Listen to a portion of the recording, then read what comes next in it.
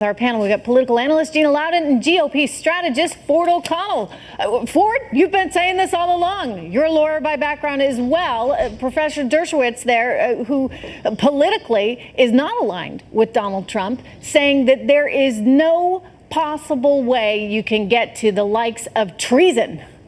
Well, no, you absolutely can't. Look, treason means that you're levying war against the United States and giving aid and comfort to our enemies. And understand something else. Tim Kaine is actually a Harvard Law graduate. And why is he doing this? Why are Democrats recklessly throwing around legal theories? The simple reason is they're not getting the traction they want by discussing political sense. Donald Trump Jr. is guilty of being a political amateur. He's not guilty of a crime. But they want to blur that line to make sure that people play off that emotional response. I'm going to jump in, though. I'm going to take it a step further here, Gina, because I wouldn't say, he's really even guilty of anything. So what is a political amateur? By the way, a sophisticated political person would also want to know what the opposition research would be. I mean, if someone comes to you, Gina, and says, I've got some information on the candidate you're going to be running against, or your dad in this case is running against, why wouldn't you take that opportunity to hear them out? There's nothing wrong with listening.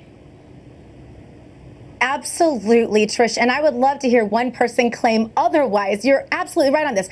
I've run for office. I'm from a political family. My husband held office for 14 years. And I can tell you, anyone who got that phone call would have taken that meeting. And if they say they wouldn't, they were lying. And here's another thing, Trish. If they say they wouldn't, Gina, I'm going to go one step further here, too. They're probably not very good at politics.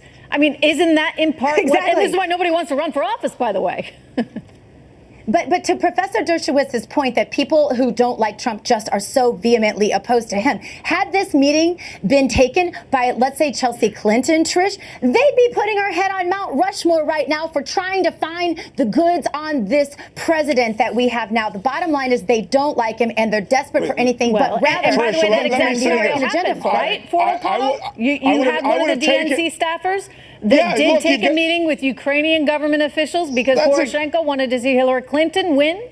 That's absolutely right. The DNC did work to try to get opposition research from the Ukrainian government to hurt Donald Trump and to hurt then campaign manager Paul Manafort. Let me say something to Gina's point, having been a presidential campaign operative as well. I would have probably taken the meeting as well under certain circumstances. What I would have done differently than Donald Trump Jr.'s, I would have gone to the campaign lawyer, then I would have distanced myself from the meeting, sent down a low-level staffer, had him sniff it out. If it's nothing, I don't report it unless we win. And if it's something, I actually take the material and then I call the FBI. He didn't have a ton of people around him. Remember, but they may not have given it to a that we all staffer. said at the time.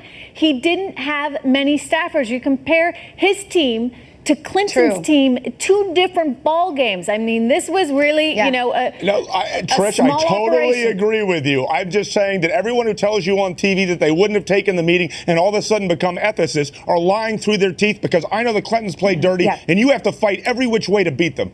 All right. That's politics for you. Thanks so much, guys. I'm going to see you a little later in the show. President Trump